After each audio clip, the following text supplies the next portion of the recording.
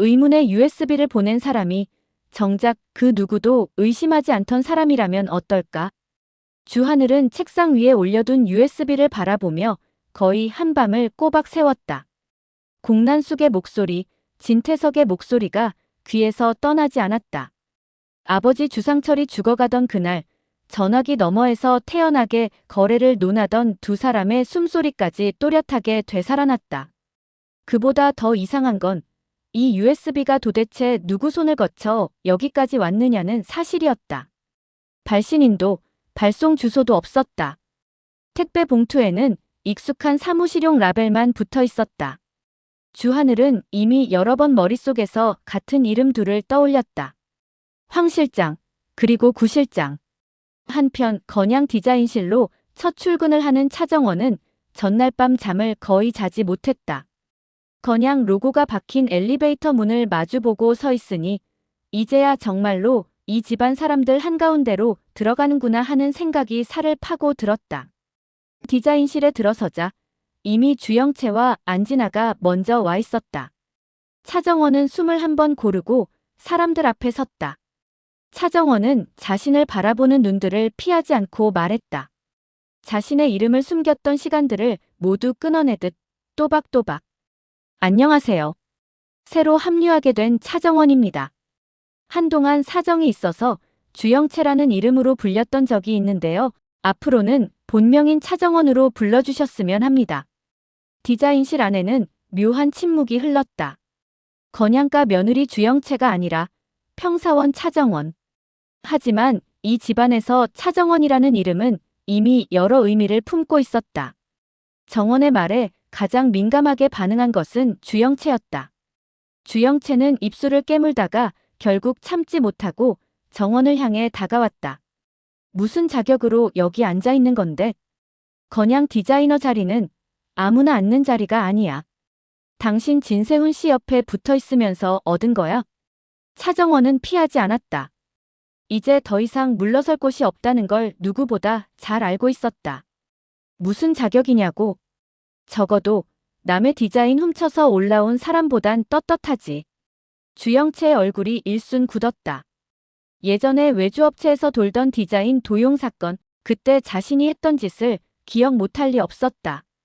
뭐라고? 여기까지 온 거 실력으로 증명해보세요.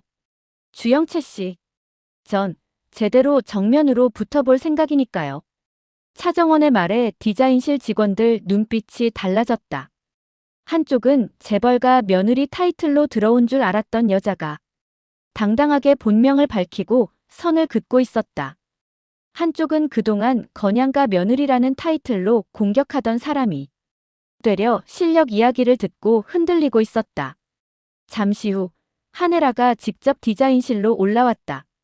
한혜라는 직원들이 모두 보는 앞에서 최대한 평정심을 유지하려 했지만 차정원을 바라보는 눈빛에서는 초조함이 숨겨지지 않았다.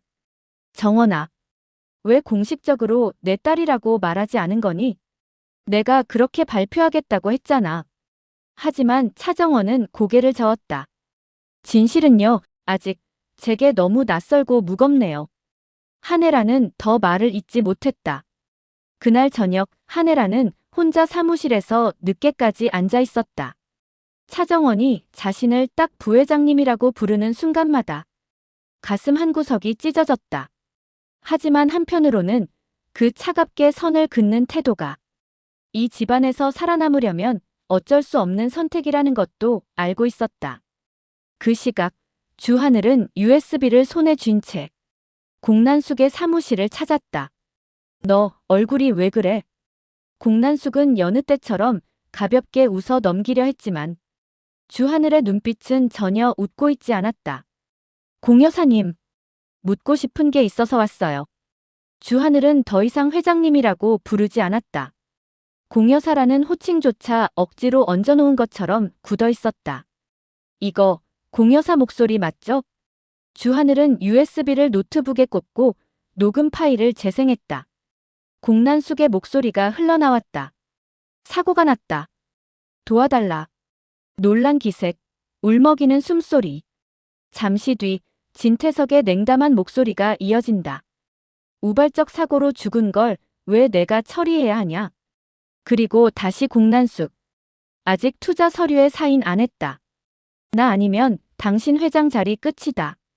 통화 속의 공난숙은 주하늘이 지금까지 온 그 어떤 모습보다 솔직하고 잔인했다. 녹취가 끝나자 방 안은 적막해졌다. 아버지가 죽던 날 진태석 회장에게 이렇게 전화했더군요. 공난숙은 잠시 눈을 감았다가 떴다. 변명은 오래가지 않았다. 그래, 맞다. 내 아버지 내가 죽였다. 이제 그 말을 듣고 싶어서 여기까지 왔니? 공난숙은 오히려 더 차갑게 받아쳤다. 하지만 그 속에는 결코 삭지 않는 두려움이, 미세한 떨림이 있었다. 어떻게 날 아무렇지도 않게 아들처럼 대할 수 있었어요? 주하늘은 목이 메이는 것을 억누르며 말했다. 아무렇지도 않았겠니? 돈을 벌어야 했고, 회사를 키워야 했고, 건양 같은 괴물들이랑 어깨를 나란히 해야 했어. 살려면 누군가는 손에 피를 묻혀야 한다. 난 그 역할을 한 거고, 넌 깨끗한 얼굴로 내 옆에 서 있는 카드였지. 세상에서 제일 더럽고 무서운 게 사람이란다, 주 대표. 난 그냥 그 룰에 맞춰 살았을 뿐이야. 공난숙의 말은 주하늘의 가슴을 한 번 더 쿡 찔렀다. 자신이 카드였다는 사실보다 그 말을 하는 공난숙이 너무 담담하다는 게 더 잔혹했다. 집을 나와 돌아오는 길에 주하늘은 속이 뒤집히는 기분을 느꼈다. 차기범에게 씌운 살인자 누명, 그 뒤에 숨은 아버지 주상철의 진짜 사망 경위, 그 모든 걸 알게 된 이상 이제 어디에도 돌아갈 곳이 없었다. 다음 날 한혜라는 공난숙을 찾아갔다. 한혜라는 공난숙 앞에 서자마자 손에 들고 있던 찻잔을 탁자 위로 집어던졌다. 찻잔에서 물이 튀었다. 내가 죽였다며. 공난숙.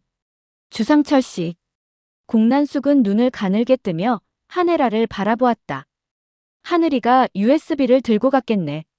듣고도 여길 찾아온 거 보면 넌 아직도 내 자리부터 걱정이구나, 한혜라.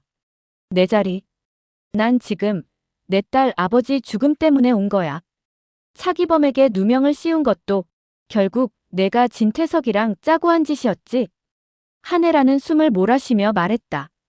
버려졌던 딸 차정원의 얼굴, 차기범의 뒷모습이 한꺼번에 떠올랐다. 공난숙은 잠시 웃었다. 그래. 난 늘 그랬어. 내가 손에 묻힌 피를 다른 사람 인생 위에 끼얹는 일. 그런데 한혜라, 너도 그걸 모르고 있었던 건 아니겠지? 당신 남편 진태석이 어떤 인간인지 누구보다 잘 알면서 그 옆에 서 있었잖아. 한혜라는 대꾸하지 못했다. 차기범. 그 사람을 진태석이 어떻게 이용했는지, 자신이 그 옆에서 어떻게 눈을 감았는지 모르는 척해온 세월이 한꺼번에 달려들었다. 그날 밤 황 실장은 조미향과 마주 앉아 있었다. 조미향은 황 실장이 연거푸 술을 들이키는 모습을 보며 그동안 보던 건양 기조실장의 모습과는 다른 기색을 느꼈다. 실장님, 오늘 왜 이렇게 많이 마셔요? 황 실장은 한참을 말없이 있다가 조미향의 잔에 술을 채워주며 중얼거렸다. 사람이 한 번쯤은 잘못한 걸 돌려놓을 기회가 올까요? 조미향이 고개를 갸웃했다. 황 실장님, 우리 기범 오빠야 죽음에 대해서 뭔가 알고 있죠? 진태석 그 나쁜 놈이 무슨 짓을 한 게 맞지요? 말 좀 해보이소. 황 실장은 입술을 깨물었다. 조미향의 애가 타는 눈빛을 외면하고 자리에서 일어났다. 그날 어두웠던 공사 현장, 피범벅이 된 계단, 바닥에 쓰러져 있던 주상철의 신발, 겁에 질린 공난숙의 눈동자가 아직도 선명했다. 황 실장은 의미심장하게 웃었다. 의문의 USB를 보낸 사람이 정말로 황 실장인지 아니면 다른 누군지 아무도 모른다. 다만 황 실장이 이런 말을 꺼낼 정도면 이미 건양 내부에서 뭔가가 크게 흔들리고 있다는 것만은 분명했다. 구 실장 역시 조용히 동요하고 있었다. 공난숙 곁을 지키며 그동안 셀 수 없이 많은 비밀을 보아왔다. 주영채를 다른 이름으로 바꿨다. 다시 찾고 모든 걸 이미지와 주가를 위해 포장하려는 모습까지도. 구 실장은 어느 날 혼자 사무실에서 남아 자신의 노트북 속 오래된 파일들을 열어봤다. 건양과 더 크라운 캐피털이 주고받았던 거래 메일, 그 사이에 낀 여러 인물들의 이름. 그 중에는 주상철의 이름도 차기범의 이름도 있었다. 구 실장은 고민 끝에 어떤 파일 몇 개를 별도의 폴더로 옮겨 담았다. 그 폴더 이름은 단 하나의 단어였다. 진실.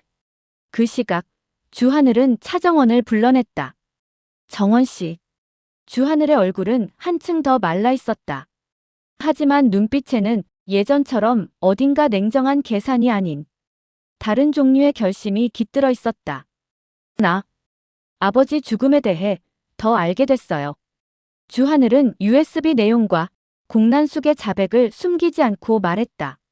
차정원은 말을 듣는 내내 손가락이 떨리는 것을 감추지 못했다. 그러니까 당신 아버지 주상철 씨 죽음 뒤에도 공난숙이 있고 그걸 이용해 우리 아빠한테 살인 누명을 씌웠다는 거죠. 그래서 우린 같은 배를 타게 된 거예요. 당신 아버지 누명 벗기려다 보면 결국 우리 아버지 죽음도 건드릴 수밖에 없고요. 진태석, 공난숙 두 사람 중 누구라도 무너지면 나머지 하나도 무사하지 못할 겁니다. 차정원은 깊게 숨을 들이쉬었다. 분노와 두려움, 그리고 묘한 해방감이 한꺼번에 밀려왔다. 이제 더 이상 자신만 미친 사람처럼 진실을 들고 떠드는 게 아니라는 생각이 들었기 때문이었다. 그래요. 같이 하죠. 건양도, 진태석도, 공난숙도 다 한번 뒤집어 보죠.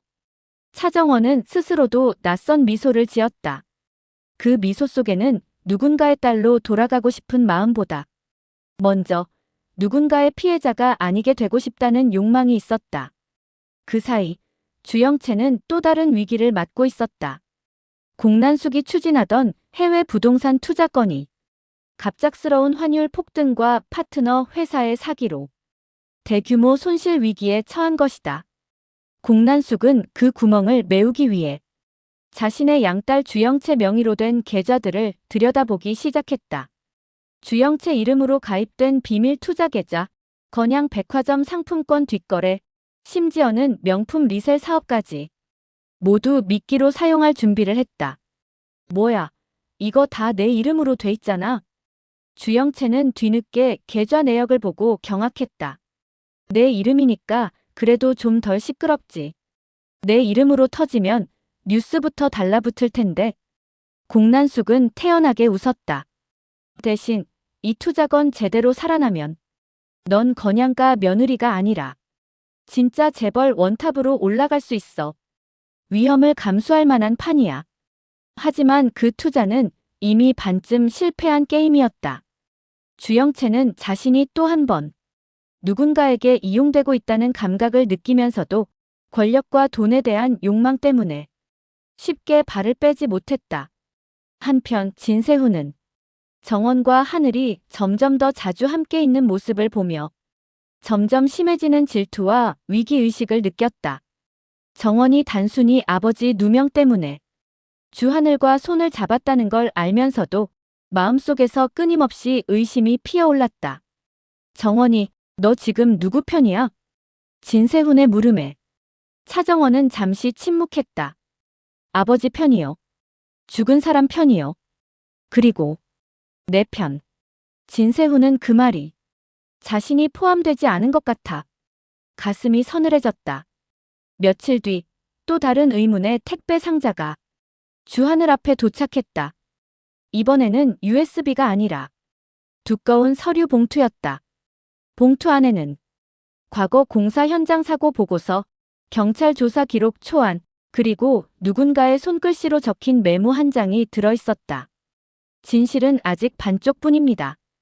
당신 아버지에게 마지막으로 전화를 건 사람이 누구였는지부터 다시 찾아보세요. 그날 건양 쪽에서만 전화가 간 건 아닙니다. 메모 끝에는 보낸 사람을 짐작할 수 있는 이름 대신 짧은 이니셜 두 글자만 적혀 있었다. KY. 황 실장일까? 구 실장일까? 아니면 또 다른 누군가일까? 주하늘은 봉투를 들고 한참 동안 움직이지 못했다.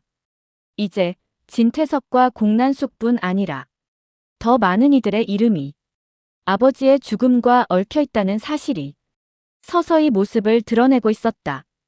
그리고 그 사실은 차정원과 주하늘이 서 있는 땅마저 언제든 발밑에서 무너질 수 있다는 의미이기도 했다. 의문의 USB에 이어 또 다른 증거를 건네는 손. 그 손이 과연 죄책감에 흔들리는 내부자 황 실장의 것인지, 공난숙 곁에서 이 모든 걸 지켜봐 온 구 실장의 것인지, 아니면 아직 드러나지 않은 전혀 다른 세 번째 인물의 것인지, 그 진짜 정체는 서서히 다가오고 있었다.